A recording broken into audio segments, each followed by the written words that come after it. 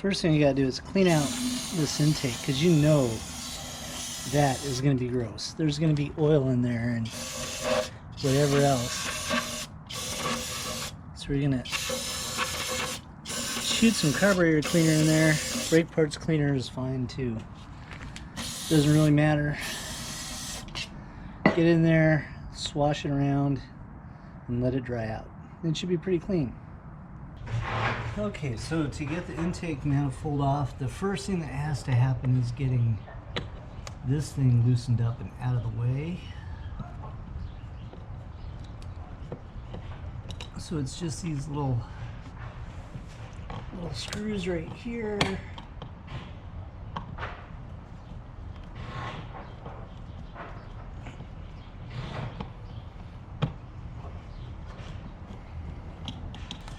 And then we'll take that bracket off just to get it out of the way.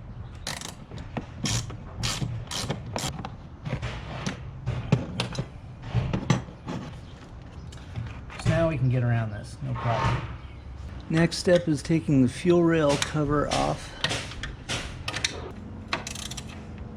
10mm bolts. I should also mention that I disconnected the battery. Just be on the safe side.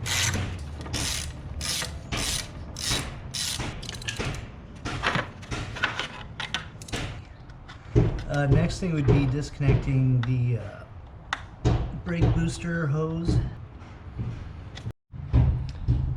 So the next thing we gotta do is get rid of this stuff. So there's an Allen bolt here that we gotta get to be able to take this off, and another one right here. In order to do that, this part has to come off. So this is just a simple twist and pull out. And then the airflow meter is disconnected. And then we'll undo this hose clamp right here.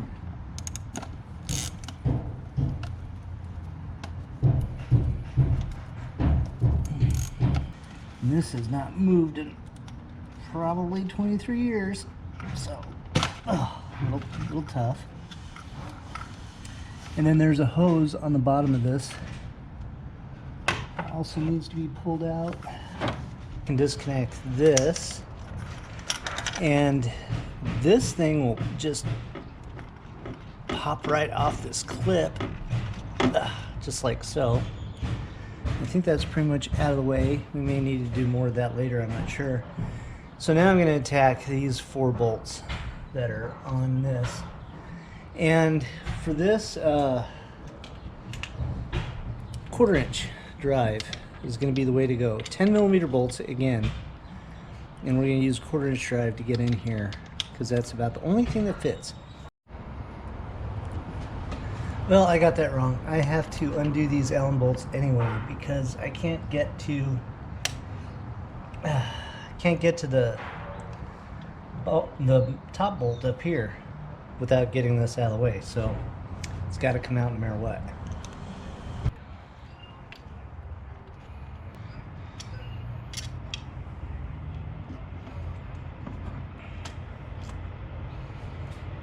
Okay.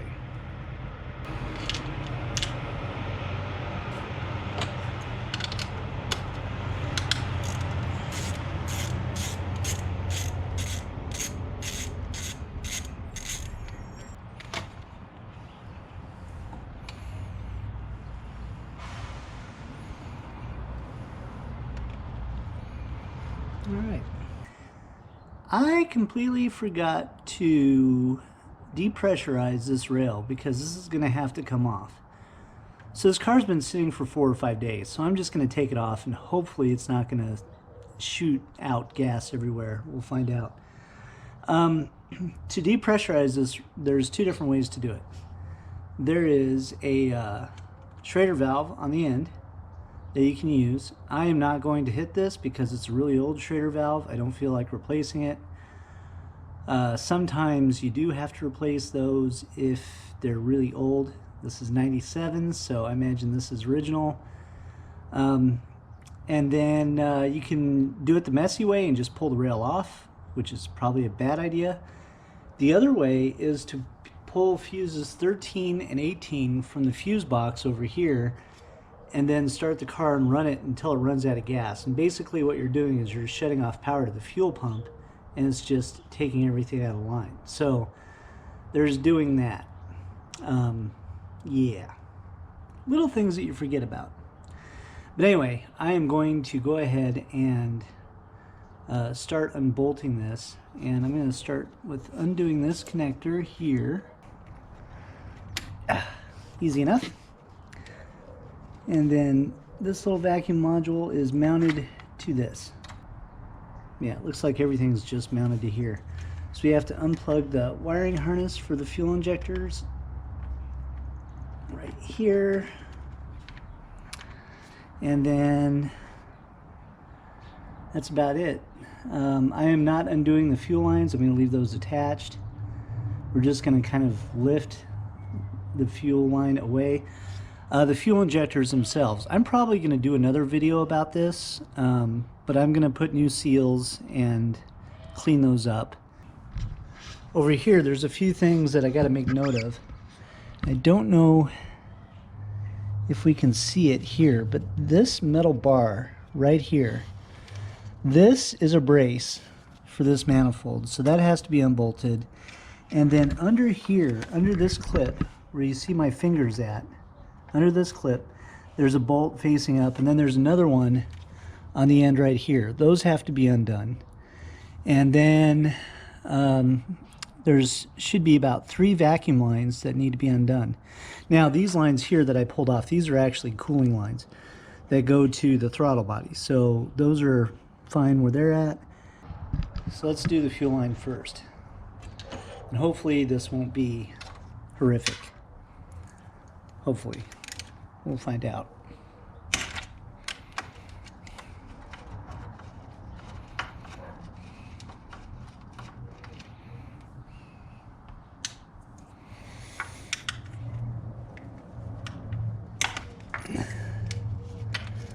Like I said, this sat for a week, so I imagine these injectors probably leaked down a little tiny bit. We'll find out. This little guy here, we'll send it through the bottom. Leave that plugged in. See anything else holding down the injectors? I don't think so.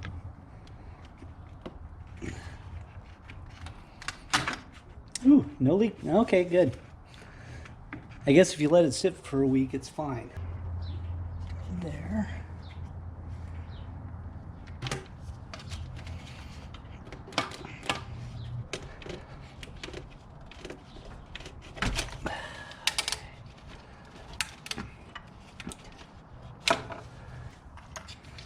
What else is plugged in here? Oh, the air temperature sensor.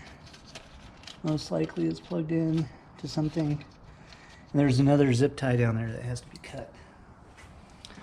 That's holding all these wires right here. You can't see it, but I can definitely feel it. So these are supposed to be, I think, 11 millimeter, but it's really weird because 7/16 actually fits a lot better than anything else. So odd, but whatever, we'll take it.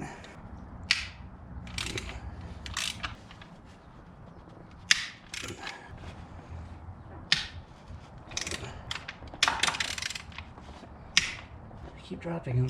So there's 2. Okay. I believe that is all of them. Yep, that is definitely all of them. So I'm going to undo these 2 bolts because they're still tied into the bracket that's still tied into the block. So there's really only 3 vacuum lines connected underneath this. They have to be disconnected, so it's just finding those and then you can get it out. It's also hard to see, but there's an electrical connector here that has to be disconnected, and then one on the end here that has to be disconnected. So I'm going to go ahead and do those.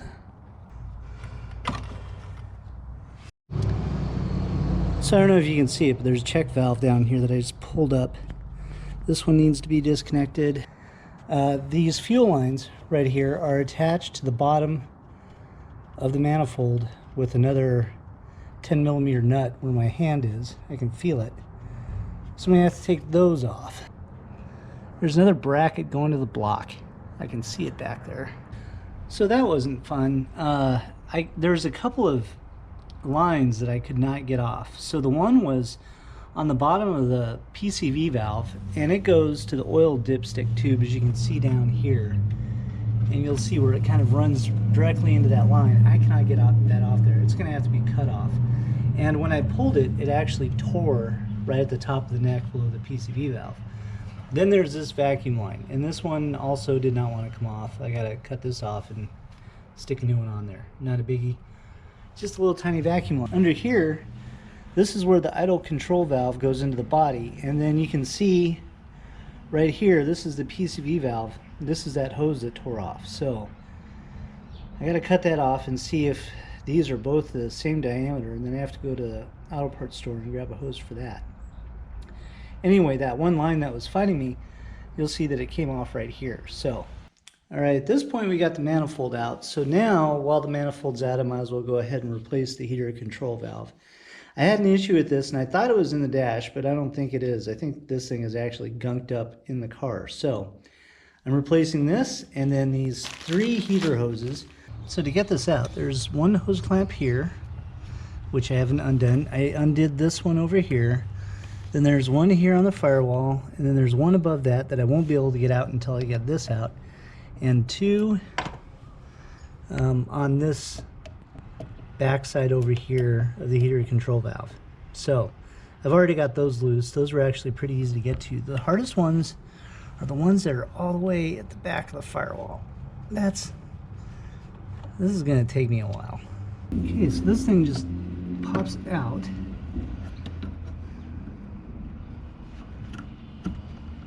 So just removing it from this bracket. And then it sits kind of forward, which makes life a little easier. These come off easy. All right. Okay, of course everything ends up on the floor, but that came out much easier than I thought it would. So the only thing that's going to be really hard about this is the hose clamp that's on this hose all the way up against the firewall, because it's not easy to get to. So I'm going to have to use my patience to get that off. But once I get that off, this hose, and this hose are all new. So they'll be replaced and I won't have to worry about them. The only thing that was an issue is putting this one hose clamp that you can kind of see where my finger is pointing. Putting that in upside down made it a lot easier. Other than that, this went in really easy. So I highly recommend doing that if you decide to do the manifold. It just makes so much more sense to be able to get in there and take care of that. Alright, so I just pulled out the old temperature sensor and then snipped the actual sensor part off of it. This is just a plastic piece that I just snapped off. The reason why I took it off is because I don't want any air turbulence in there, so this is going to go back in just being kind of a dummy plug. I would rather put a brass plug in here, but it's under everything, it's out of the way, nobody's going to care, so it should be fine.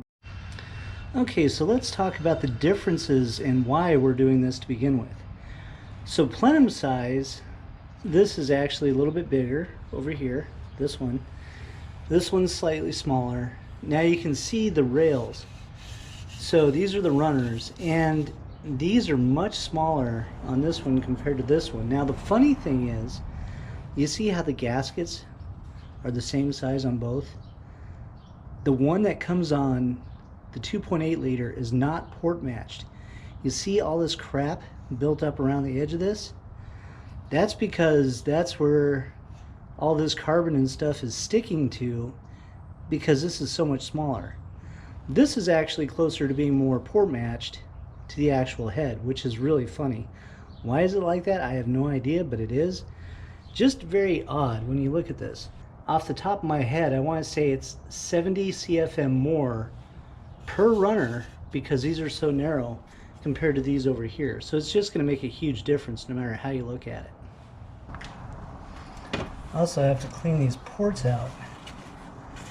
So you take a paper towel, you fold it up, Then spray on carburetor choke cleaner directly onto the paper towel, really saturated. And you just go in there and give it a good rubbing and pull it out. The reason why you pull it out, so that way you're not jamming any of the grunge into the head, you're pulling it away from you.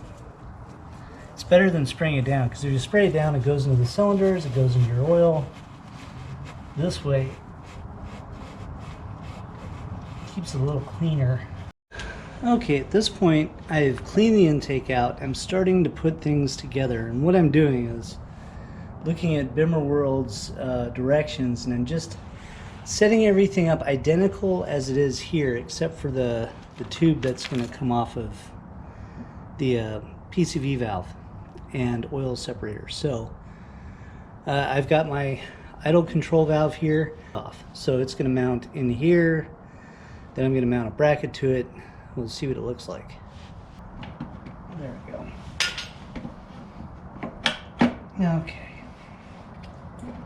Okay, so they'll say they clip this in after you get the manifold in. So I guess at this point it's okay to bolt this manifold back up.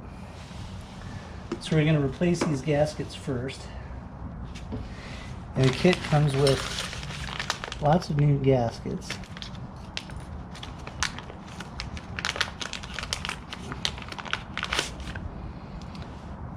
So these are the ones that are going to fit in here. Okay, so I'm just going to pop all these on and then we'll pop this thing back in.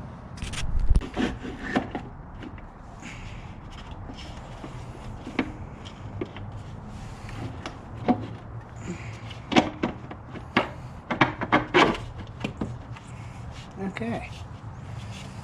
Well, it fits. Now we just have to figure out all the other hoopla on there. Alright, I'm going to bolt this thing down, torque it down, and then I guess we'll take care of the top first, the fuel injector rails and everything. Okay.